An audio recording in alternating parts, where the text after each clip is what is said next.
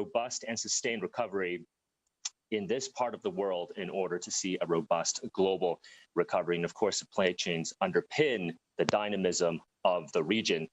There's a special focus today on the Association of Southeast Asian Nations, or ASEAN, but hopefully our conversation can expand beyond ASEAN to a wider region as well. And what we want to achieve in our conversation today is really to draw attention to the ideas, the initiatives, the action plans, perhaps, to enhance the regional supply chain when it comes to connectivity, resilience, as well as sustainability, to bring together government as well as businesses to think about this common aspiration of ours, because it is really no longer enough just to focus on optimizing supply chains. It's no longer enough just to focus on the efficiency of supply chains. So we already have the public and private sector coming together on this issue, as this session is associated with the Regional Action Group for Asia-Pacific of the World Economic Forum, or RAG-APAC.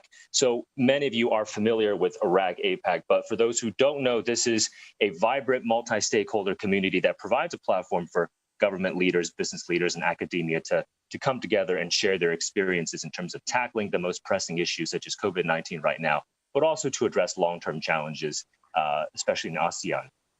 And RAG-APAC also, of course, right now contributing significantly towards the development of the ASEAN Comprehensive Recovery Framework, which would be the roadmap to lead ASEAN out of COVID-19 to really recover in a more resilient and stronger manner. So without further ado, let me introduce our panelists for this session. We are delighted to be joined by Minister Muhammad Lutfi, the Minister of Trade of Indonesia and a young global leader of the World Economic Forum. Minister, welcome. Dr. Rebecca Fatima Santamaria, who is the Executive Director of the APEC Secretariat. Dr. Rebecca, welcome. We are also joined by Tariq Sultan Al-Essa, CEO and Vice Chairman of the Board at Logistics Giant Agility, and Vijay Aswaran, who is the Executive Chairman of the Diversified and Multinational QI Group. So we have a fantastic panel that touches all corners of the supply chain. We've got regional cooperation, we've got government, we've got industry as well. So welcome to you all. All right, Minister, let me begin with you first. So where I am here in China, supply chains have essentially recovered back to pre-COVID levels, but growth in ASEAN right now projected to decline by around 4% in 2020. So the first sort of contraction that we've seen in the region in over 2 decades. Give us the state of play. Lay out the land for us in terms of supply chains in ASEAN. Where do they stand right now? How do supply chains look in ASEAN's largest economy, where you are in Indonesia? But also perhaps the opportunities, the pathways forward to really transform supply chains in the region. Well, something's common in ASEAN, especially ASEAN archipelago countries. That is, the supply chain is actually driven by investment, and this investment probably enhanced by the trade wars that's happening between China and the US. And also during this COVID-19 digital transformation, digital market becoming a very important coefficient in this issue. So if I can see, this trade wars created a lot of movement outside of China to find a subtle, a very good production area outside of China in order to substitute, especially during the trade war. At the same time, which Indonesia is experiencing right now, I just announced the result of 2020 trade balance of Indonesia toward the world. And there, in the top 10 of our non-oil and gas export, we found 2 very good competitive industry that we export. For the very first time, Indonesia actually selling, instead of raw materials and half-finished goods, actually Indonesia now becoming the second largest producer of stainless steel. And the second one, Indonesia also have automotive, and means, we're selling cars and spare parts toward the world, and becoming number 6 of our non-oil and gas export.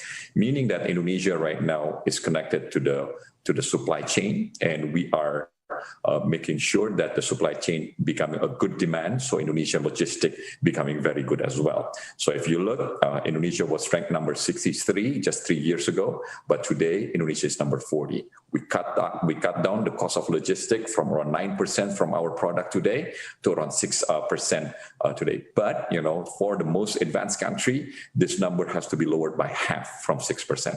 So this is an opportunity for countries like Indonesia, for countries like in ASEAN, and also since I'm coming from the government side, government sometimes not helping the process of the supply chain. At the very beginning of the COVID-19, we experienced that the first things we do is that because the demand for PPEs, for masks, for all this gown, surgical gown, is very important. We try to stop export of PPE abroad. Not long after that, we figured it out that other countries that have the ingredients for medicine also try to stop that from exporting. Then we realized that we have to work together, and because of that, I think in the future, taking the lesson learned from this COVID-19, countries like Indonesia, countries in ASEAN need to work together, mitigate together for some issues, especially something like pandemic and the COVID-19. I'm sure this is will not be the last one that we're going to experience, and because of that, Indonesia is committed that we are part of the value chains of the world. We're also committed to make sure that supply chain for everyone, not only for Indonesia, but have to be for region, for ASEAN. And because of that, I believe the transformations, the resilience, the efficiency of the supply chain in this region will become very good, very efficient, and hopefully sustainable. Thank you for that, Minister. It's great to hear that Indonesia is also moving up supply chains. It's more connected, I guess, now to global value chains. And you mentioned really working together on supply chains. So Dr. Rebecca, let me get to you on that, because you've spoken before in terms of deeper integration in the region can lead to more resilient supply chains. Talk to us about how government perhaps can play a more enabling role in making sure the supply chains are more connected, resilient, and sustainable. Yeah, thank you very much for the question. Thank you for inviting us to this very important webinar rather. Before I answer your question, I have to state that the opportunities and challenges facing ASEAN are similar to what we see in APEC, only that APEC is a much more diverse constituency that has a more diverse constituency extending beyond Southeast Asia and around the Pacific Ocean. APEC also includes some very important global supply chain and manufacturing hubs. You talk of China, Singapore, Korea, for example. So from my vantage point, the conversation around supply and value chains must necessarily involve regional economic integration. So in the past 3 decades, we've experienced how working together to deepen economic integration has made APEC the most dynamic region in the world. Dr. Mari Pangestu, I'm sure Minister Lutfi is very familiar with her. She's the managing director of the Development Policy and Partnership at the World Bank. In a recent discussion on trade and investment, she noted that the APEC region is seeing faster recovery from the effects of the pandemic, precisely because of how integrated our value chains are. And the pandemic has made it clear that the imperative is for more regional international collaboration, and Minister Lutfi alluded to that when he talked of how your restrictions don't work. At some point you got to collaborate, and that is it has taught us that none of us can go it alone. And here's what is more apparent. We must look at the supply chains, the questions around supply chains more holistically. It's not just about movement of goods, but also services, people, disruptions, not just because of infrastructure, but because also the pandemic, people cannot travel, the employees cannot go to work, so those affected. And the shipping sector also, we have vessels that are stuck because of quarantine issues. So all these things add up, and there's a role here clearly for governments and the businesses to figure out, how do we manage this?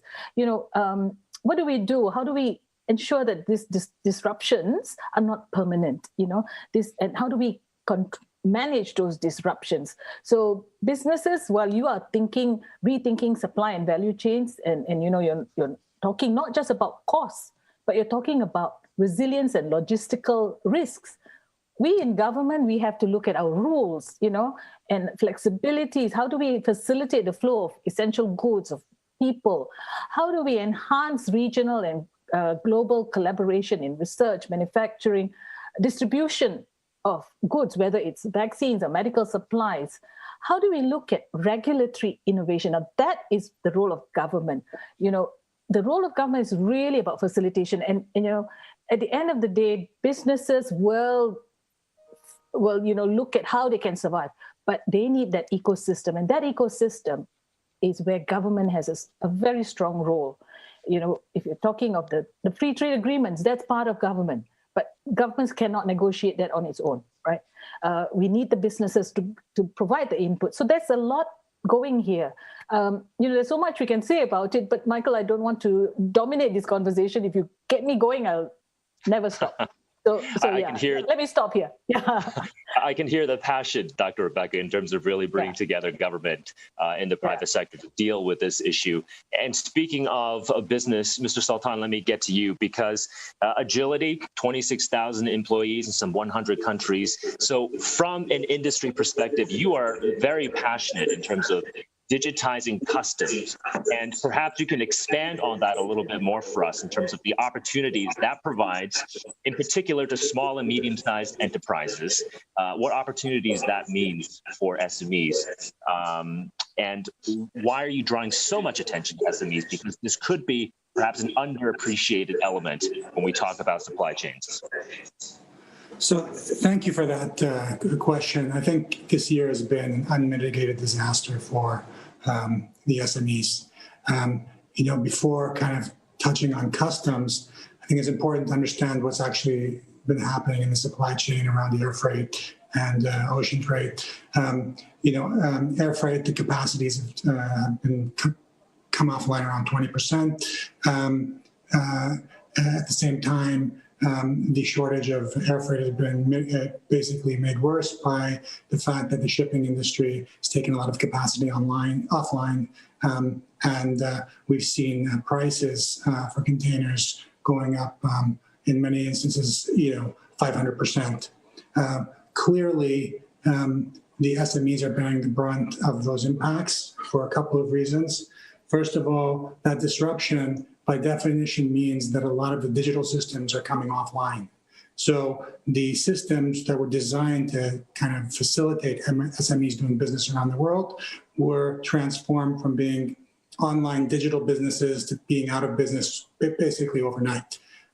Second element that kind of undermined SMEs in this phenomenon was the fact that with capacity constrained, obviously larger customers, global businesses, clearly had priority over existing capacity, which made it even worse for SMEs. So, with that backdrop, I think it's important that, we all see this as a temporary phenomenon. Hopefully that we will start resolving itself as vaccines come online and as the shipping industry kind of brings the capacity back online. Now, pivoting to customs, it's very interesting that in some of the countries where we have worked in digitizing customs, those countries, many of the countries that actually had these systems weren't using them, which I think is very interesting thing to say. So in other words, they had digital capacity, but for one reason or another, customs was not acting in a digital way.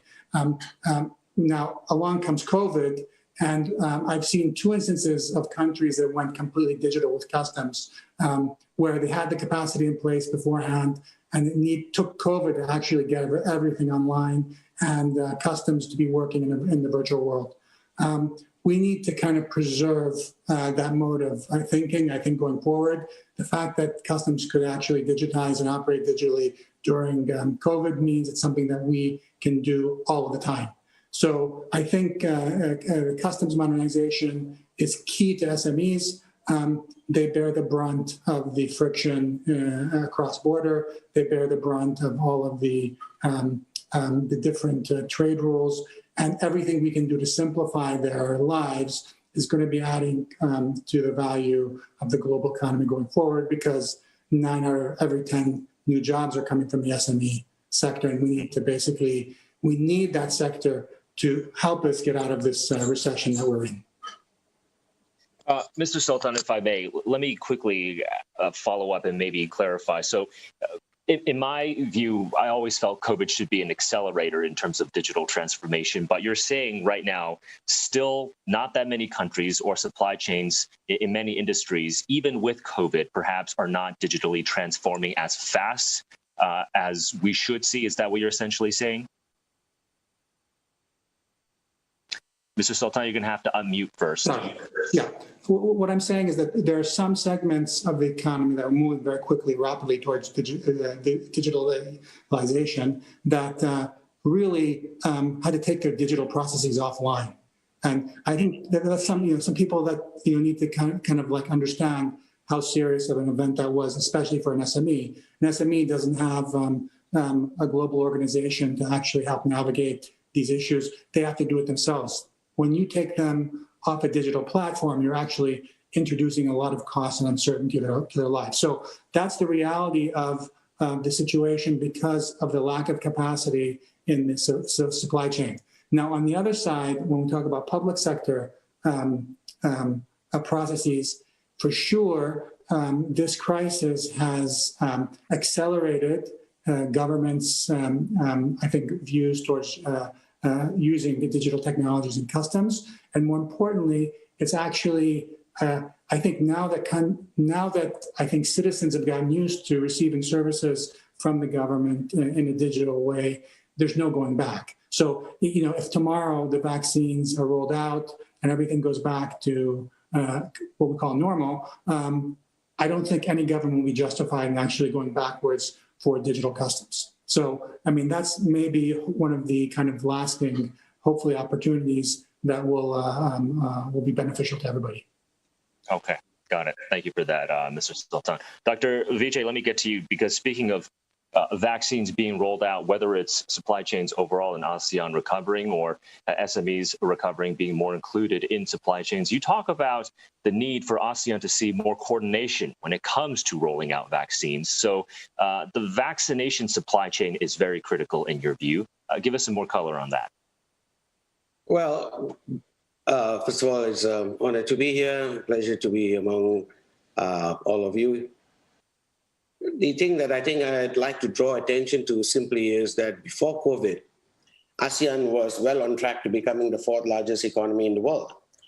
And primarily, it was one of the fastest to react to a digital initiative, resulting in amazing developments in terms of SMEs and businesses online. Some 87% of youths have, increased their digital footprint. And this has resulted in at least 42% of youths adding on one more tool online. This has resulted in, of course, as Mr. Sultan has referred to, a spike in terms of requirements, in terms of products being delivered across boundaries and across borders. And this is also going to be both the strength and weakness of ASEAN. If we basically, we reacted, ASEAN reacted very fast with the Hanoi initiative. And I think was phenomenal that they actually came together as fast as they did. And the Hanoi plan of action had two key points as far as I was concerned. One is basically the regional and global supply chain to combat COVID. And this should be done without prejudice to the ASEAN member states. That's the first one. The second is, which I think is national contact points. And I'm not sure either of these have taken off. And this is a challenge because now we come to what I refer to as vaccine diplomacy. Vaccine diplomacy is in effect the fact that currently we have over half a dozen vaccines available globally, and perhaps 10 of which will be reaching ASEAN by mid-year. Now, if we had one common negotiating, we are 600 million people, with arguably one of the fastest, most digitalized infrastructure. Now, if we could actually turn this to our advantage, it would be a negotiating tool. But on the other hand, if we went our own separate ways, then this would not only split ASEAN, it would create more or less, unfortunately, a footprint for the rest of the planet. Now, I think ASEAN is actually a very important space. It's the backyard of both, China as well as India, and of great interest to the United States and Europe. So ASEAN would be the space where we need to develop better infrastructure, create better lines.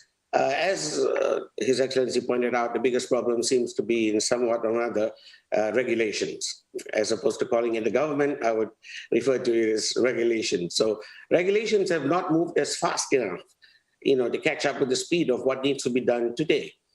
At the beginning of COVID, there was in fact a remarkable growth in terms of e-commerce and business online. And this resulted actually in a phenomenal, within ASEAN, a real resurgence in certain aspects of the economy, as His Excellency pointed out, in terms of car trade, and this and that, reselling of goods, etc., and so on. But things are basically getting somewhat hitting a little, maybe bumps on the road, because regulations, restrictions are creeping up. And the boundaries within ASEAN are creeping up. And that is a challenge for any SME to develop within the region. And Dr. Vijay, hopefully we can smooth out some of those bumps. That's why we're here, right? To see if we can focus on public-private collaboration in terms of getting vaccines to everyone. We want to certainly see more vaccine cooperation going forward. Let me ask each one of our panelists the same question, because again, when we talk about supply chains and transforming them, this is not a matter of government or business. This is about government with business, government and business. So if there's one public-private partnership initiative that you would all like to see in terms of transforming supply chains, what do you think that would be? The same question to every single one of you. Minister, let me start with you. What do you think?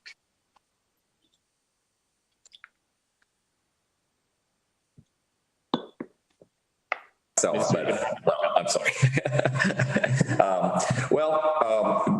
One of the things that I think is very important between private and government side is we have to do the demand. Okay.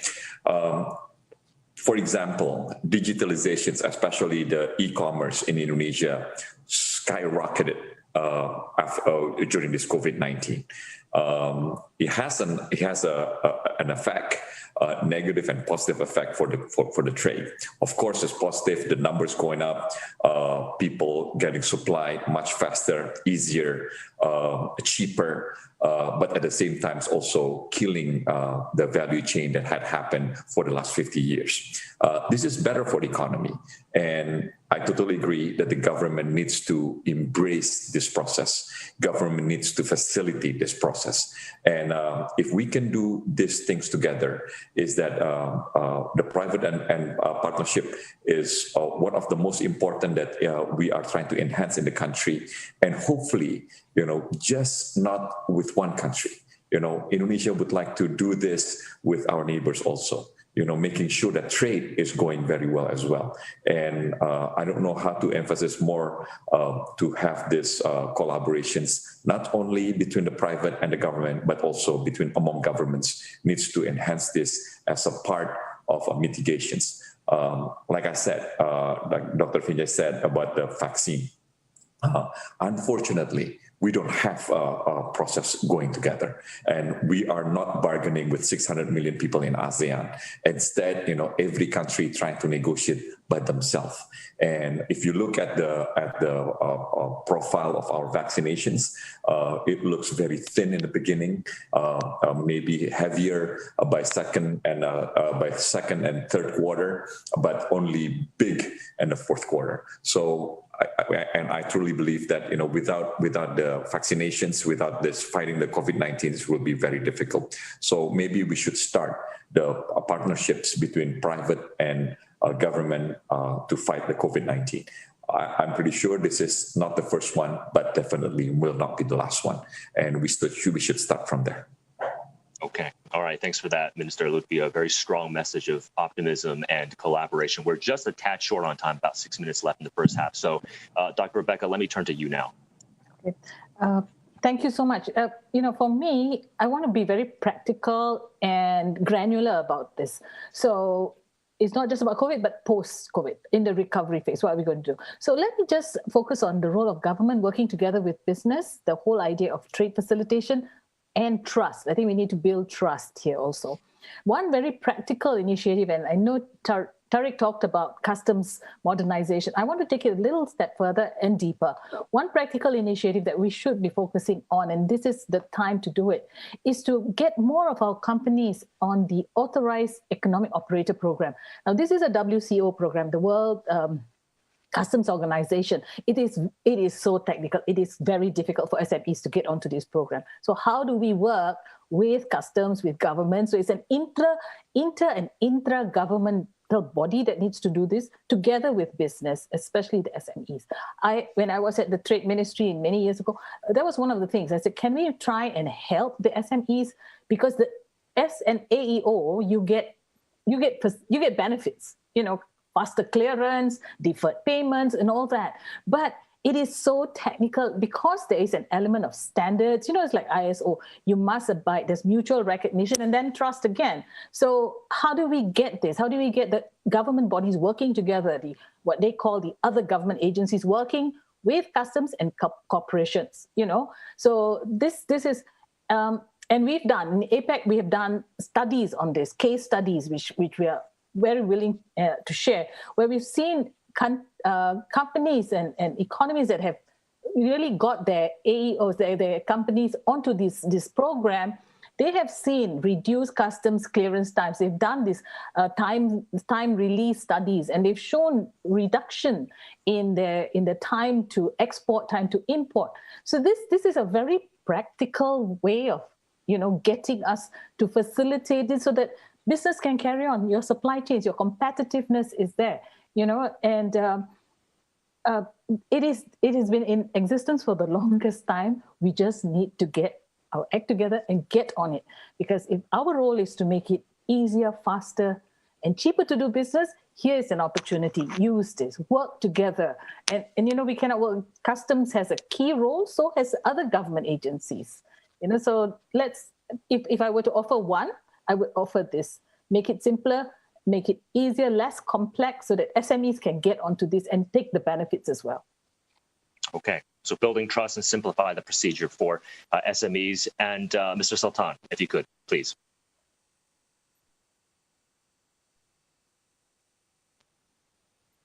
So the two most important phenomena that we need to facilitate, and we're going to need them to basically come out of the recessions, that this global recession,